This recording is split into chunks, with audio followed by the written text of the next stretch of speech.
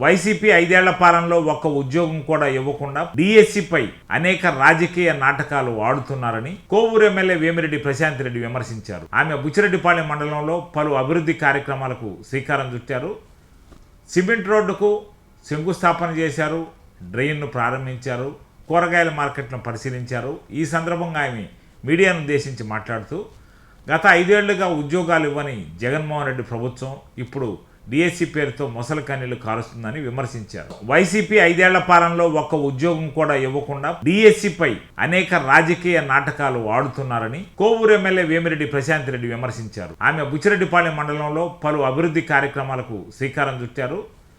Cement రోడ్డుకు శంకుస్థాపన చేశారు, డ్రైన్ను ప్రారంభించారు, కూరగాయల మార్కెట్ను పరిశీలించారు. ఈ సందర్భంగా ఆమె మీడియాను ఉద్దేశించి మాట్లాడుతూ గత 5 ఏళ్లుగా ఉద్యోగాలు ఇవ్వని జగన్మోహన్ రెడ్డి ప్రభుత్వం ఇప్పుడు డిఎస్సి పేరుతో మొసలి కన్నీళ్లు కారుస్తుందని విమర్శించారు.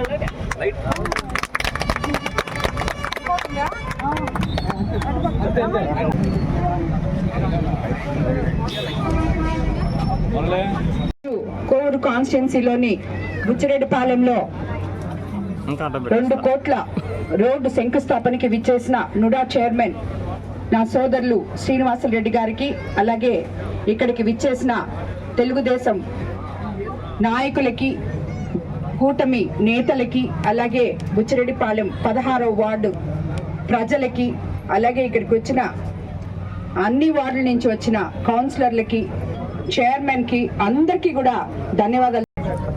20 సంవత్సరాలుగా అభివృద్ధికి నోచుకొని బుచ్చిరెడ్డిపాలెం అంటే బుచ్చిరెడ్డిపాలెంలో నాకు ఒక అనుబంధం ఉంది. పక్కనే మా ఊరు తిరుమెర్ల. బట్ ఈరోజు అక్కడ ఎమ్మెల్యే గారికి అక్కడ ఉన్నటువంటి మా తాతగారు పెద్ద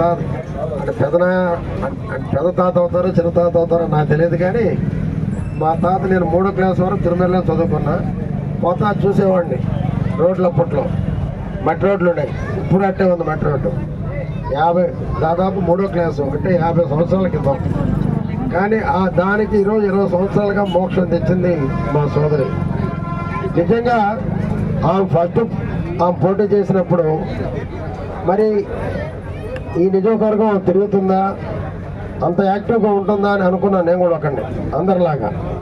ఈరోజు ఆమెతో మేము పరిగెట్టలేకపోతున్నాం, ఆమెతో మాట్లాడలేకపోతున్నాం. మరి అనుభవం లేదు, కొత్తగా వచ్చింది అంటే కోట్లలో నుంచి వచ్చింది. చాలామంది అనుకుంటారు వచ్చింది కోటేశ్వరాలు వచ్చింది మాకు కనపడొద్దని. మరి ఈరోజు చూస్తుంటే ప్రతి పేదవాడిని పలకరిస్తుంది. ఇప్పుడు మార్కెట్లోకి వెళ్తే చూశాను నేను, ఒక 30-40 సంవత్సరాల రాజకీయాల్లో ఉన్నంత అనుభవంగా మాట్లాడుతుంది ఆమె. సరే, ప్రజలు ఎట్లుంటున్నారంటే ఆమె కష్టపడి చేసింది, దీన్ని ఎలా చేసుకోవాలా అనేది వాళ్ళకి కొంతమందికి అనిపిస్తుంది. ఏమనుకోవద్దండి, ఎంత చేసినా మాకు అలా కిటికీ లేదు, అలా రేకు లేదు, ఇలా అన్నీ అంటుంటారు. ఇన్ని మామూలే.